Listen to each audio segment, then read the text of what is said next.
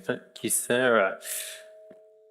I love IKEA. I don't like the dentist. Um, we as a family love going to IKEA, whether we want something or whether we don't want something, and we go with something in mind, or we just want to go and come back with things we didn't need or want. Micah, my son, is 2.5. He loves it because he gets to climb on all of the sofas, try out all the chairs, play with all the toys, and maybe come away with an extra cuddly toy. My wife Rachel loves it because she gets to have so many ideas for how to make our home amazing. New lamps, new rugs, everything, and brilliant. I love it because of the discount section. That bit at the end where you can go into it looking for something and find that you can get something in there that you've been wanting to buy for full price, but you get it for half price. And you feel like you're winning at life. It's amazing. But we all love it for the meatballs and for the teas and coffees and refills if you've got a family card. It's amazing. Now, you might be thinking, where are you going with this, Sam? What has IKEA got to do with Sabbath? So, I'll come on to that. But let's do a quick recap of where we are. This is the fourth one in our little speaking series on Sabbath. We're looking at the rule of life and practicing the way of Jesus. And we're going to be looking at some of these other ones later on together. But Simon kicked off our series looking at practicing the way. That actually the aim is to be with Jesus, the aim is to be like Jesus, and the aim is to do what he did. Now that comes in lots of different forms. We're particularly looking at Sabbath. Then Tom came and spoke around stop. This idea that actually we can stop within what we do, giving time to pause, to rest. That Sabbath is a gift. That is a sign that we are free. We are no longer slaves. It was given to the Israelites in Exodus as a way to signify that they could have a day off. They weren't slaves. They weren't being driven for 7 days a week. It was a sign of things to come. That actually, by practicing Sabbath, we are giving a glimpse of what heaven's going to be like. That Sabbath talks and is a sign that God is in charge. That actually we're taking our hands off the steering wheel for a time and going, God, you're in charge. I'm going to delight. I'm going to enjoy this. That actually we then rest once we've stopped. Vicky came and spoke about how it's countercultural. Therefore, we find it hard. I don't know about you, but I often, when somebody asks me, how are you doing? I go, yeah, good. I'm busy, but good. Busy is often our first response to how are you doing? And that's a good sign that actually something is probably out of kilter. In Sabbath, there are no shoulds, only coulds. That actually we should be doing on Sabbath what helps to recreate us as human beings, the stuff that makes us come alive. That actually that is what Sabbath is for and about. Ellie came and spoke last week about how it is we should take delight in it. Do things that give us joy. That joy is a gift, and we need it. Sabbath gives us an excuse to slow down and to go the pace of a child, to stop and delight in God's amazing wonders. I was walking to work this week and saw an amazing, beautiful butterfly that just landed on a leaf. And for just a split second, I was like, I'm just going to enjoy that. And then I'll use it as an analogy in my sermon. So worship is what we come on to today. As we go into and kind of sum up everything, let's first define what we mean by worship. Within our reading today, the word shacha was used, which means worship. It means to bow down or to be weighed down to cause to bow. That actually this idea of what we bow down to is what we worship. John Mark Comer phrases it in a slightly different way. He says, how we orientate our lives. So what do we prioritize? What do we use as our compass heading? How do we order our lives to either glorify Jesus or to glorify ourselves? Who are we glorifying within that? A famous guy called Paul the Apostle defines it in another way. He says, "Brother and sisters, in view of God's mercy, offer your bodies as a living sacrifice, holy and pleasing to God. This is your true and proper worship." It's in Romans 12. This idea that actually as worship is a whole giving and a whole offering of ourselves and going, "Lord, take me and use me for your glory." Here at St. Michael's, we have a mission kind of vision statement as part of our worship team. So 9 o'clock, 10:30, and the 6:30 all together. And it goes like this: together, offering, that word again, a sacrifice of praise to Jesus and experiencing his transforming power through worship. Then actually here at St. Mike's, we are all about meeting with God and meeting with Jesus and being transformed by that. And we do that through worship. But what does that actually look like in day to day? And no, it's not just singing. Ways to worship. Here are just a few that I've gone through, and this may not be an exhaustive list, and probably isn't. I had a lovely lady come up to me afterwards at the 9 o'clock, and she was like, "The way I worship is going in the sea and paddling and just shouting praises to God." I was like, yes, that is awesome. So maybe it's that you worship God by being in creation, looking at his amazing creation. Whether it's through gathered times of worship as a congregation like we are today, or whether it's scattered, our personal or private time with God.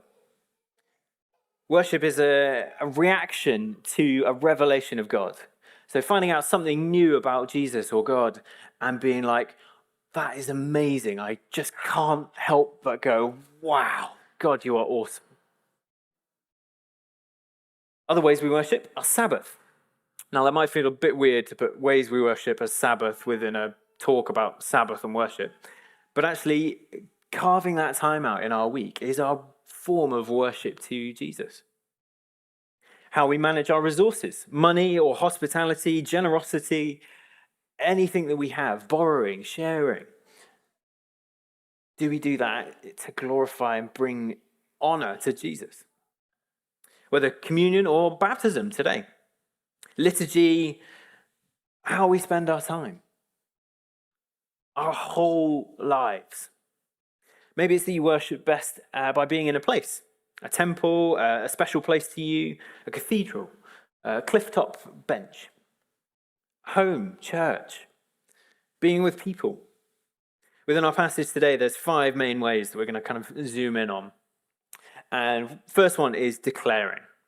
That actually we declare the glory of God. That word is sapa, which means to count or to number, like in a census, or to recount. And it's the same word that we use nowadays for declaring your taxes.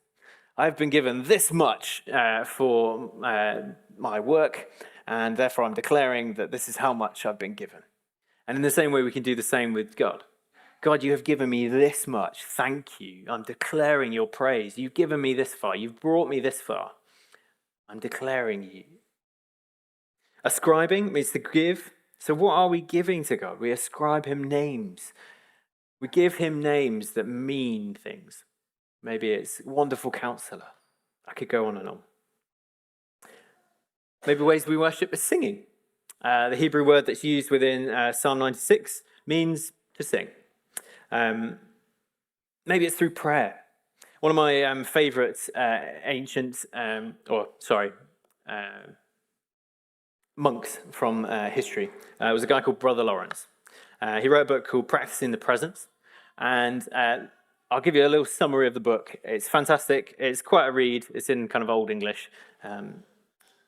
But he summarized it in that actually within life that we go through, do we bring God into moments? In the noise and clutter of my kitchen, while several persons are at the same time calling for different things, I possess God in the same way and the great tranquility as if I were upon my knees in chapel. Make it your study before taking up any task to look to God, be it only for a moment. The idea that actually he was trying to get at that everything, it can be spiritual. It can be bringing God into those moments. Whether you're washing the pans, one of the phrases he uses in the book is that he was washing the pans and doing the washing, but at the same time he was in the fifth level of heaven. That actually he was meeting with God in the same way that he would meet in church or during a worship time, as he was washing the pans in the noisy kitchen. That actually our worship doesn't have to be defined by a place or a time, that actually we can bring God into all situations and worship him. Now, that's not an exhaustive list. You may be like, I worship in a different way. Well, you can add yours to that list. But what does that mean within the terms of Sabbath? How do we worship within Sabbath? And we've looked at these kind of 4 steps, but I want to add a 5th one in, and that's gratitude. There's a lovely quote which will come up on the screen. I know what it is like. This is a lovely lady called Ruth talking about her Sabbath. I know what it is like to rest for hours until I have the energy to delight in something. Good food, a good book, a leisurely walk, a long-awaited conversation with someone I love. I know what it's like to feel joy and hope and peace flow back into my body and soul, though I had thought it might never come again. I know what it is like to see my home and my children through Sabbath eyes of enjoyment. I know what it is like to have rest turn into delight, and delight turn into gratitude, and gratitude into worship. That actually when we stop, when we rest, when we take delight, that breeds gratitude, that breeds a thankful heart that overflows into worship. And what that worship looks like for you might be different from the person you're sat next to. It might be that it's a dance party in the kitchen with worship music blaring. It might be that it's a small, quiet sit in your chair with a cup of coffee. It could be a long walk along a coastline. For me, I worship best where I am either in kind of a congregation and singing and worshipping. I grew up going to Soul Survivor and other camps where meeting with God, I met really powerfully during the worship time. Another key part for me in worship is play. As part of the reason I became a youth worker is that I get to play for a living. But also I have to do risk assessments and the slightly adult stuff. But most of the time, it's great. Playing is something which, as adults, we don't often do much of. But actually, it's really important. And within Sabbath, it can play a key part. For us as a family, we do Sabbath on a Friday afternoon. So I have Micah in the mornings while Rachel's at work, and then Friday afternoons we come home and we have a bit of lunch together, and just it looks different every single week. Sometimes it really works. Sometimes it's terrible and we all feel more tired than if we'd done it before. We're still in that phase of working out what it looks like for us as a family. But last Friday we had great fun. Rachel wasn't feeling great, so I had Micah, and we built a den in the front room and read books underneath. And it was great. We played, we paused, we stopped. We stopped looking at our watches, we stopped thinking about the next thing, and just rested. And it's that whole idea. I love IKEA, but I don't like the dentist. Sorry for any dentists in here. I love you, but I don't like coming to see you. Coming to the dentist, you go in and you know that you haven't been flossing, and you know that you haven't been brushing your teeth every single day. I mean, some of you may have. But you always think, I probably shouldn't have had that fizzy drink, and you feel guilty. But Sabbath isn't meant to be that. It's meant to be IKEA. IKEA is a place where you go. It's exciting. You can get loads of ideas of ways to do it. And it looks different for every person. The way that IKEA sell themselves is you give a window. I'm slightly stealing this idea from the Parenting for Faith course. But the idea is that you give a window into what life could be. You could have this lamp over here, and it would look beautiful on this. And it would pair lovely with this beautiful rug. And come and sit in our lounge and see how it feels. It's not. Did you floss yesterday? Because I can tell. And even though you've said yes, I can tell you haven't been flossing because I am an expert. It's IKEA, it's not the dentist. It's that idea.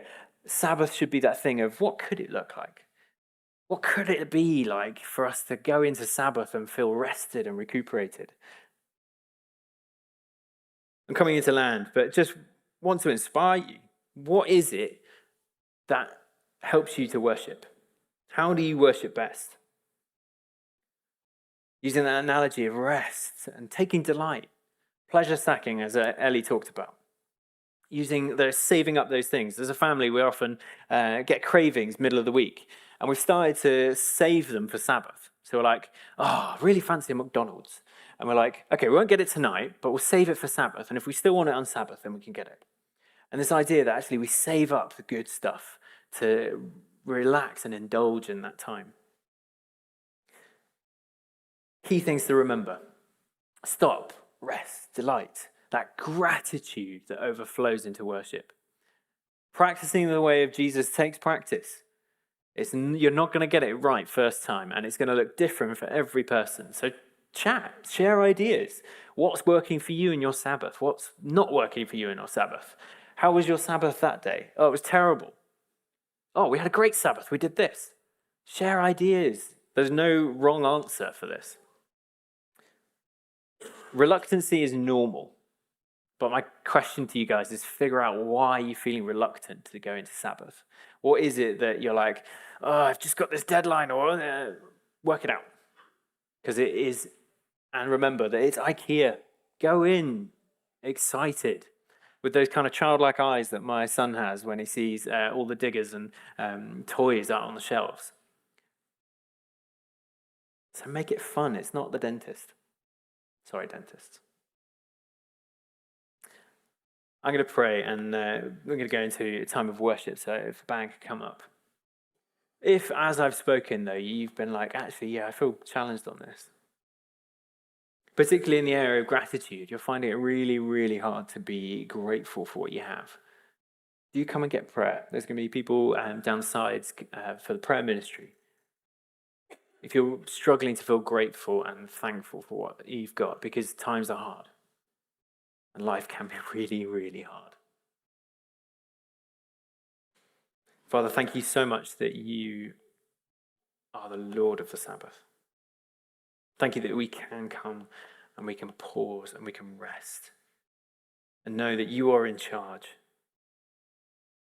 that we are free, and that we are loved. Lord, as we go into this week, would you help us to worship you with our whole lives, whatever that looks like for us. Help us to take joy and play and ask you. Amen.